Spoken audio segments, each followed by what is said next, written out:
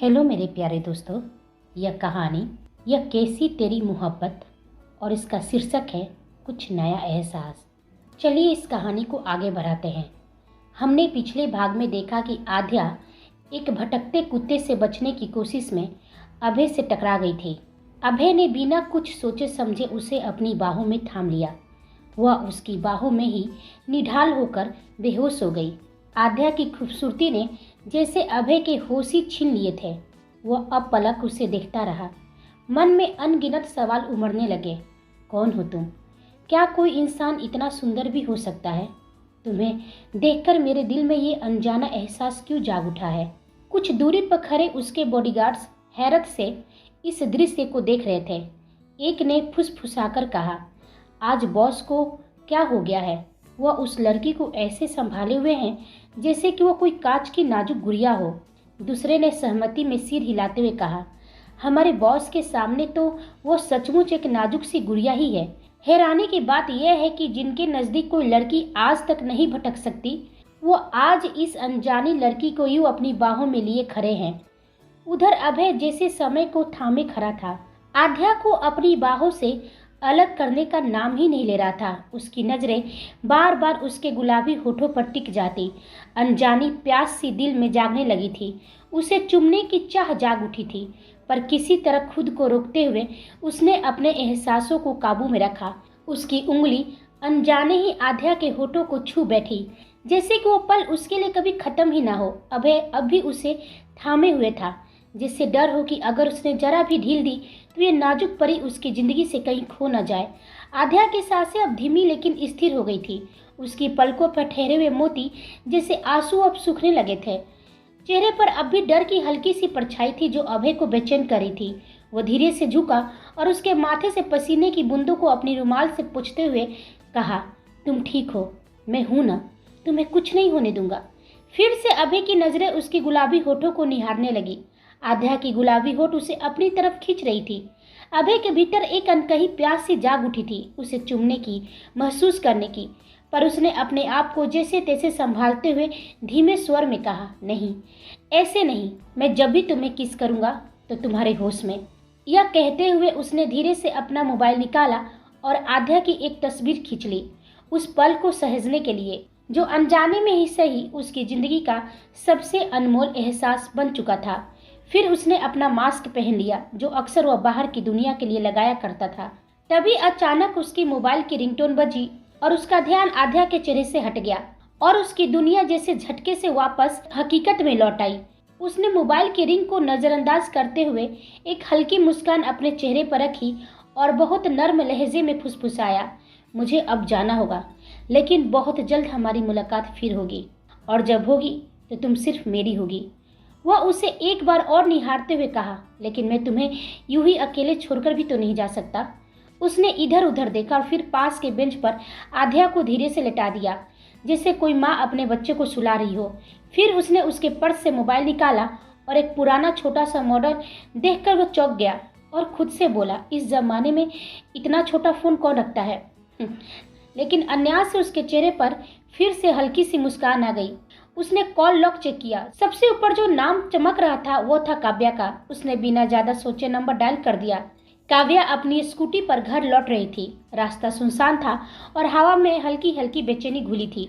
अचानक उसने scooty side में रोकी और अपने पर्स से मोबाइल निकाला। स्क्रीन पर चमकता नाम देखकर उसका दिल धक से रह गया। आध्या का कॉल था।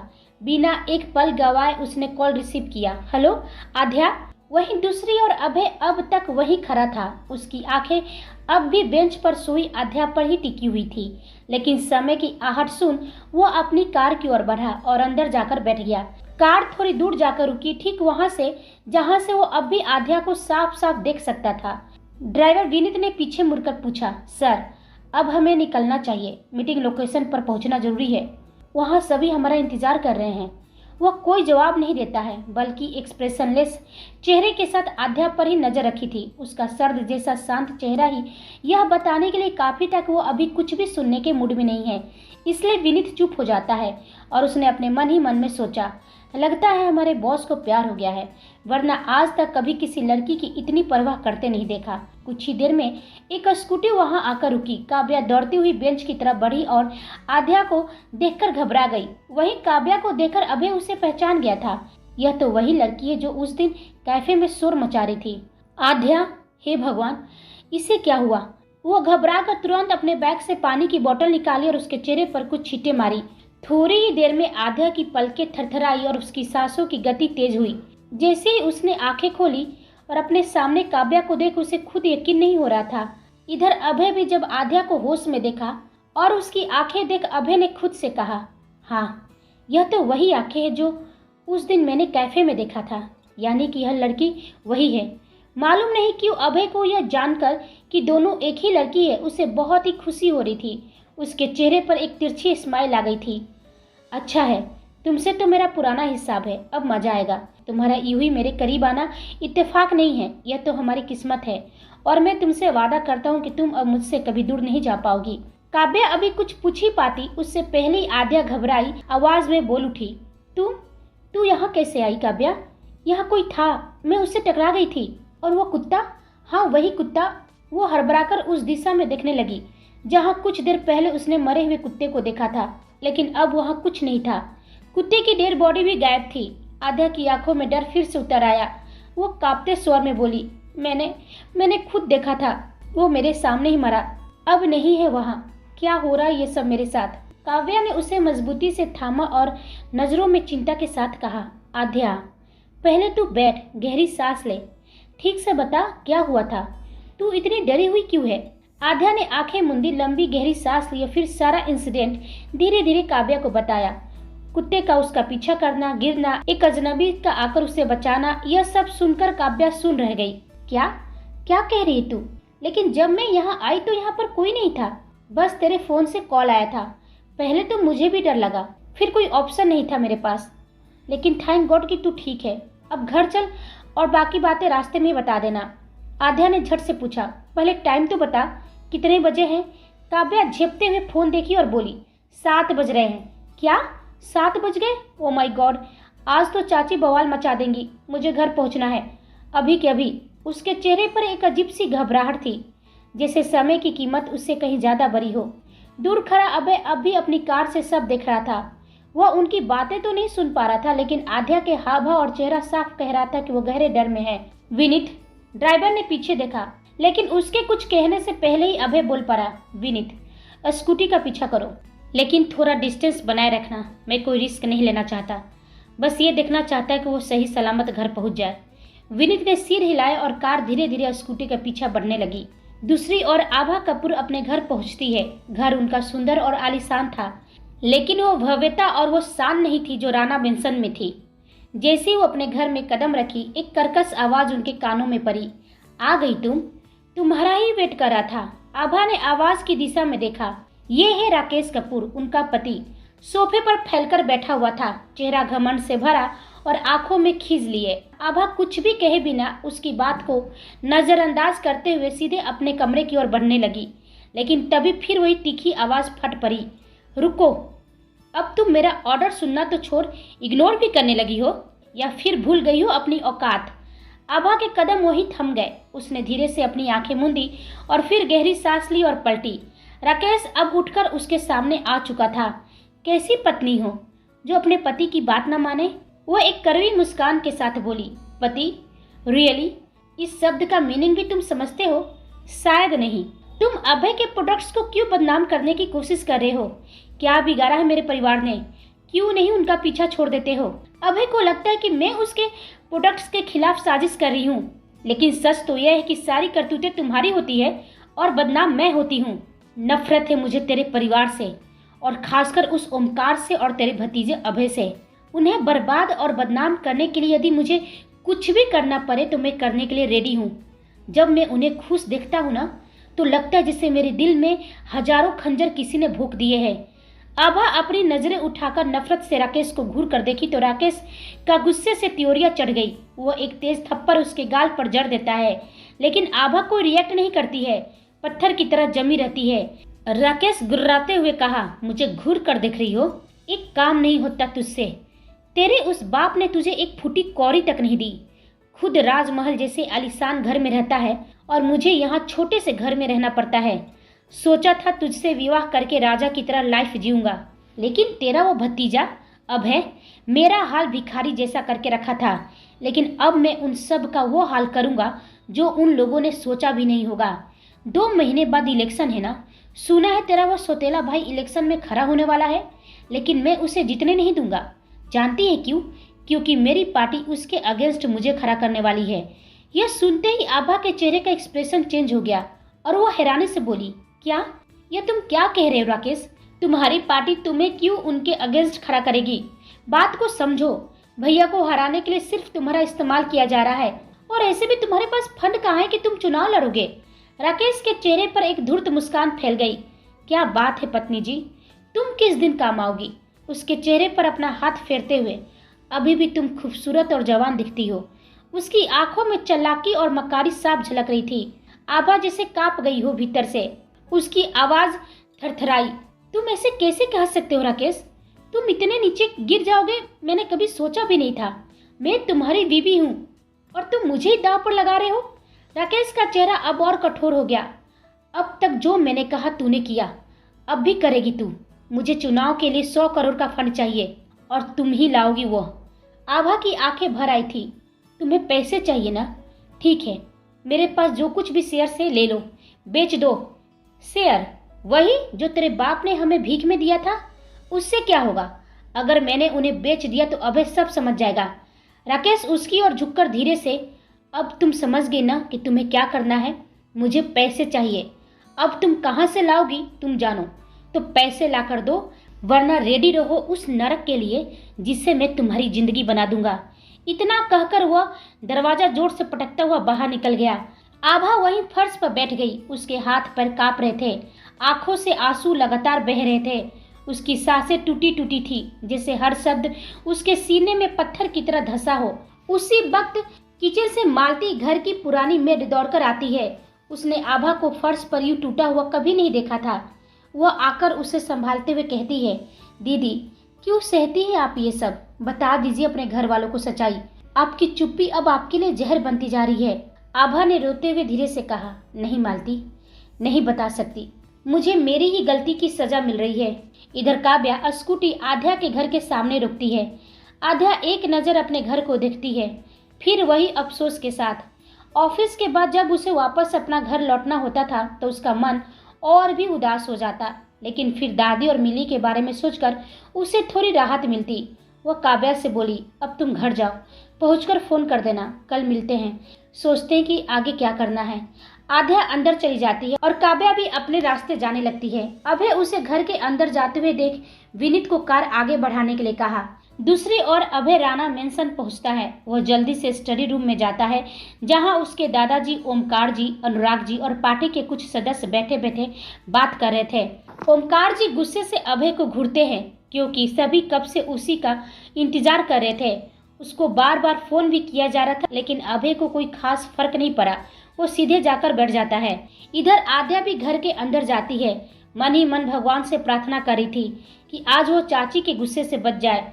वो अंदर जाने से पहले दरवाजे से धीरे से ही अंदर की ओर अपना सिर निकालकर वहां का माहौल समझने की कोशिश करती है, लेकिन घर में असामान्य शांति देखकर वो सोच में पड़ जाती है और अपने आप से बोली, चाची की आवाज़ मुझे क्यों नहीं सुनाई दे रही है?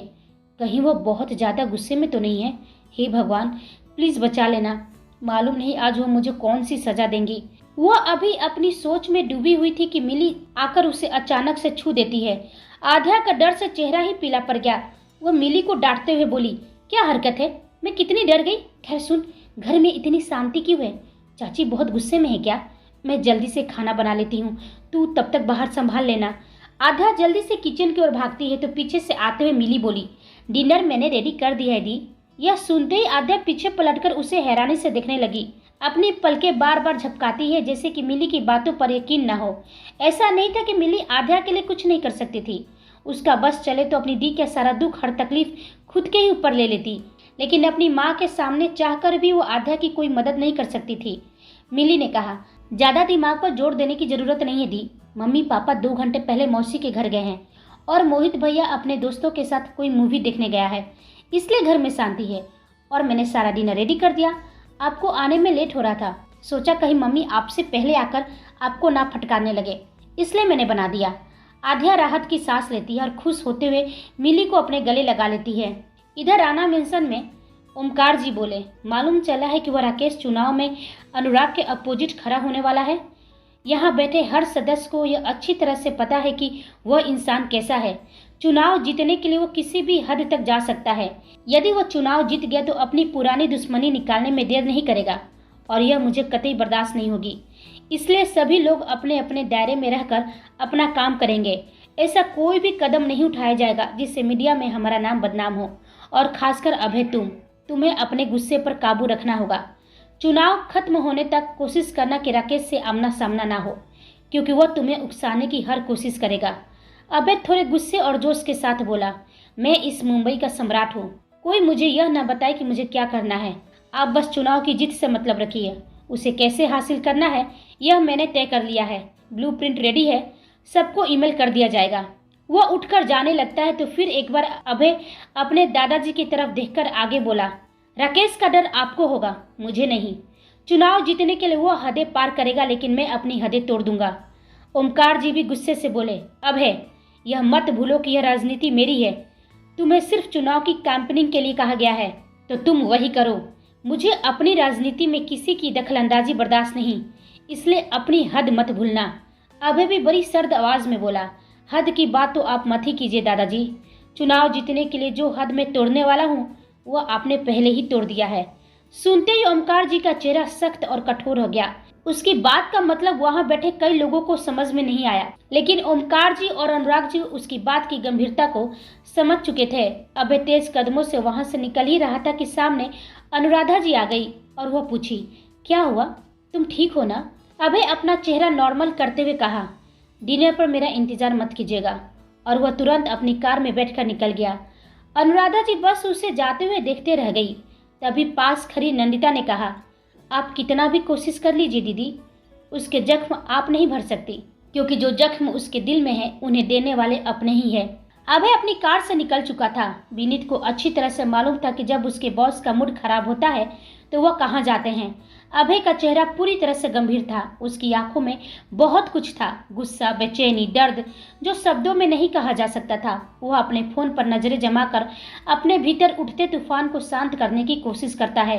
तभी अचानक स्क्रीन पर आध्या की तस्वीर आ गई, वही तस्वीर जो उसने तब ली थी जब वो बेहोश थी। उसका मासूम चेहरा देखकर ना जाने क्यों अभय के चेहरे पर एक हल्की सी मुस्कान आ गई।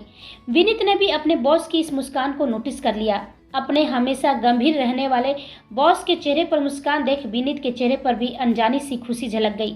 अभय धीरे धीरे अपनी उंगलियों से स्क्रीन पर उस तस्वीर को छूने लगा, जैसे कोई अनकही बात उसमें छुपी हो। फिर वह अपने फोन को अपने सीने से लगाकर पीछे सीट पर सिर टिकाकर आंखें बंद कर लेता है। उधर दूसरी ओर मिली नाक सिकुड़ने लगती है तो आध्या ने पूछा, ऐसे तो अपना नाक क्यों सिकुड़ रही है, और तुम मेरे कपड़ों को ऐसे क्यों सूंघ रही जैसे कोई कुत्ता हो? वह पूछी, दी आप मुझसे दूर क्यों भाग रही हो? आध्या ने अपनी आंखें छोटी करते हुए पूछा। क्यों, अब क्या हुआ? मिली ने शरारती मुस्कान के साथ पूछा। आपका बॉयफ्रेंड है क्या? आध्या की आंखें अचानक से बड़ी हो गई। एक थप्पड़ लगाऊंगी अगर फिर ऐसी बातें की तो। मिली भी अपनी आंखें छोटी करते हुए बोली, अच्छा तो फिर आपके कपड़े से जेंट्स परफ्यूम की खुशबू क्यों आ रही है? आध्या हैरानी से खुद के कपड़े सूंघती है और फिर उसे याद आता है वो इंसिडेंट जब वो कुत्ते से बचने की कोशिश में किसी अजनबी से टकरा गई थी। शायद उसी की बाहों में गिरने से उसके कपड़ों पर उस अजनबी की परफ्यूम की खुशबू रह गई थी। चेहरा नहीं देख पाई थी उसका, बस टकराई और फिर बेहोश हो गई। कौन था, क्या था, कुछ भी मालूम नहीं, लेकिन कुछ तो ऐसा था जो अपनी बेहोशी में भी मुझे उससे अपनापन लग रहा था, जैसे कि वो मेरा कोई अपना हो। उसकी बाहों में मैं अपना सारा डर भूल गई थी। मिली मुस्कुराते हुए बोली, तो फिर जो भी था लगता है आपका लकी चार्म था। आध्या ने हंसते हुए पूछा, मतलब? मिली मुस्कुराते हुए बोली, जो भी था दी, लगता है आपका लकी चार्म था। आध्या ने हंसते हुए पूछा, मतलब क्या है तुम्हारा लकी चार्म? मिली बोली, देखो दी, आज आप लेट हुई, लेकिन आज मम्मी के गुस्से से बच गई, क्योंकि मम्मी मौसी के घर गई है। सोचिए अगर वो घर पर होती तो आज क्या होता। अब बताइए वो अजनबी लकी था या नहीं? आध्या ने नकली गुस्से में कहा, कुछ भी, अब बकवास बंद कर, मैं दादी से मिलने जा रही हूँ, वो मेरा इंतजार कर रही होंगी। आध्या दादी के कमरे की ओर बढ़ती है और जैसे जैसे वो पास जाती है उसके कदम धीमे होने लगते हैं। आज के दिन की सारी थकावट, सारा डर, सारी बेचैनी, वो सब जैसे दादी की गोद में मिट जाती है। आध्या कमरे में दाखिल हुई और बिना एक शब्द कहे सीधे दादी के पास जाकर उनके गले लग गई। दादी ने उसके सिर पर हाथ फेरा। क्या हुआ मेरी बच्ची? उन्होंने नरम लहजे में पूछा। कुछ नहीं दादी, आज बहुत थक गई हूँ। वह बस चुपचाप दादी के गोद में सिर रखकर बैठ गई। कुछ देर की खामोशी के बाद उसने धीमे से कहा, दादी एक बात पूछूं, क्या किसी अजनबी से अपनेपन का एहसास हो सकता है? दादी मुस्कुराई और बोली, दिल को जुड़ने में खून का रिश्ता नहीं चाहिए होता बेटा, सिर्फ एक पल चाहिए जो सही हो, सच्चा हो। आध्या जैसे उस जवाब को अपने अंदर समेट लेती है और फिर आंखें मूंद लेती है। पहली बार पूरे दिन के बाद थोड़ी राहत महसूस होती है। उधर अभय की कार उसके जुहू मेंशन के पास रुकती है, जहां पर वो अकेला रहना पसंद करता था। अभय का यह मेंशन काफी आलीशान और बड़ा था। अभय अपने कमरे में अकेला बैठा था। शराब की बोतलें उसका साथ दे रही थी। वह उठकर अपनी बालकनी में आया, हर रोज की तरह, जब उसे चांद को देखकर सुकून मिलता है। चांदनी में छुपा हुआ एहसास वो फील करता है।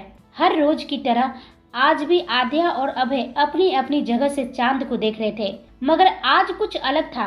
आज चांदनी की रोशनी में कुछ खास चमक थी, जैसे किसी अनकही बात की झलक। उनके चेहरे पर हल्की मुस्कान थी, वह मुस्कान जो बिना वजह मगर दिल को सुकून दे रही थी। अभय की आंखों में चांद के पीछे आध्या का चेहरा उभर आया। वही उसकी आंखें, उसकी मासूमियत, उसकी मुस्कुराहट। वही उधर आध्या भी अपने कपड़े की खुशबू में अभय को महसूस करी थी। हवाओं में कुछ जाना पहचाना सा महसूस हो रहा था, जैसे कोई नजदीक हो उसके, पर फिर भी दूर। शायद ये जज्बात अब भी उनके लिए नए थे, शायद नाम ना दे पाए हो इसे अभी, मगर जो भी था, ये एहसास, ये चुप सी नजदीकियां उनके दिल को अच्छा लग रहा था।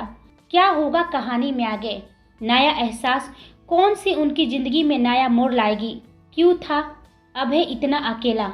ऐसे कई राज है राणा मेंशन में, जो कहानी के साथ धीरे धीरे खुलेगा। तब तक आप हमारे चैनल के साथ बने रहिए। लाइक, शेयर, कमेंट और सब्सक्राइब करना बिल्कुल ना भूलें। आप सभी को मेरी कहानी सुनने के लिए धन्यवाद।